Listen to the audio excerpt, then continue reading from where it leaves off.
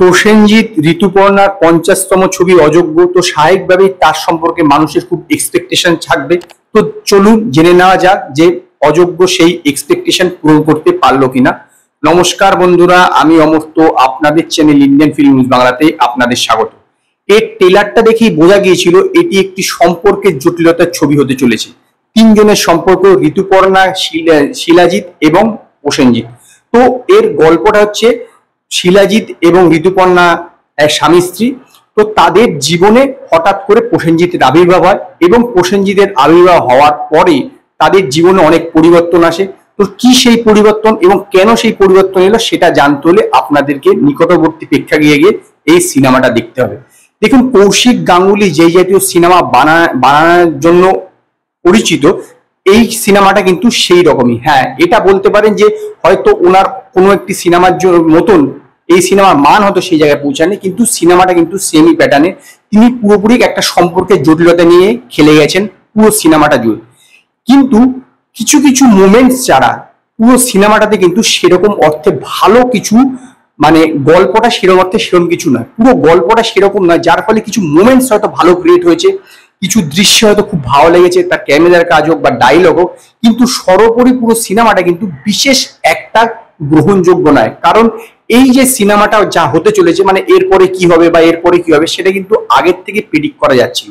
শেষের 30 মিনিটটা বা শেষের যে 20-25 মিনিট বলতে পারেন, সেই সময়টা কিছুটা বেশ আকর্ষণীয়, কিন্তু তার আগে এইটা যে কি হতে চলেছে সেইটা কিন্তু আগের থেকে বোঝা যাচ্ছিল। এখানে একটা ব্যাকড্রপের ব্যাপার আছে, মানে একটা ফ্ল্যাশব্যাকের ব্যাপার আছে, কিন্তু সেই ফ্ল্যাশব্যাকটা কি হবে সেটা কিন্তু আগের থেকে বোঝা যাচ্ছিল। আগে শুরুর দিকে একটু একটু করে দেখানো হচ্ছিল, যে ফ্ল্যাশব্যাকটা পুরোভাবে দেখানো হচ্ছিল না। ইভেন যে ফ্ল্যাশব্যাকটা আছে সেখানে ঋতুপর্ণা এবং প্রসেনজিতের যে সম্পর্কটা সেখানে যদি দেখানো হতো তাহলে বেটার হতো। সেখানে কি করা হয়েছে, খালি মুখে কথা বলা হচ্ছে, কিন্তু অরিজিনালি তাদের যে সম্পর্ক বিষয়টা, সেই যে বয়সটা সেটা যদি দেখাতো কৌশিক গাঙ্গুলি, তাহলে হয়তো বিষয়টা আরো ফুটতো। অভিনয়ের কথা আসি, প্রত্যেকেই ভালো অভিনেতা অভিনেত্রী। তো স্বাভাবিকভাবেই এখানে দুর্দান্ত অভিনয় করেছেন। সবচেয়ে ভালো অভিনয় লেগেছে আমার প্রসেনজিতের। দ্বিতীয় তৃতীয়কে এরকম ভাবে জিজ্ঞেস করবেন না, কারণ দ্বিতীয় তৃতীয় তো যে কেউ হতে পারে, কিন্তু প্রত্যেকেরই অভিনয় ভালো। এছাড়া সাপোর্টিং কাস্ট সবাই ভালো অভিনয় করেছে।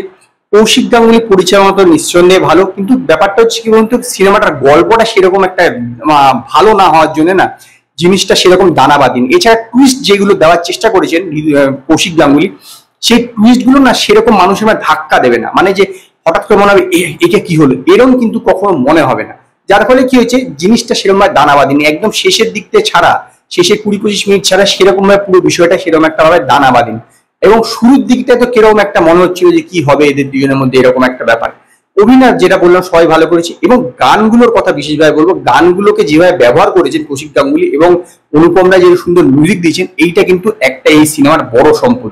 এর যারা টার্গেট অডিয়েন্স তাদের হয়তো এই সিনেমাটা ভালো লেগে যেতে পারে, কারণ তাদের যেটা বলতে চেয়েছেন তাদের যা টার্গেট অডিয়েন্স, সেইটা তাদের হয়তো ঠিকঠাক লেগে যাবে, কিন্তু সর্বোপরি সবার এই সিনেমাটা ভালো লাগবে না। ওভারঅল আমার নিজেও খুব একটা বিশেষ ভালো লাগে যায়, যা এক্সপেকটেশন ছিল 50তম ছবি হিসাবে, সেইটা কিন্তু অযোগ্য পূরণ করতে সম্পূর্ণরূপে ব্যর্থ হয়েছে। এবং সেই কারণে আমি অযোগ্য সিনেমাকে 5-এর মধ্যে 2.5 স্টার দেবো।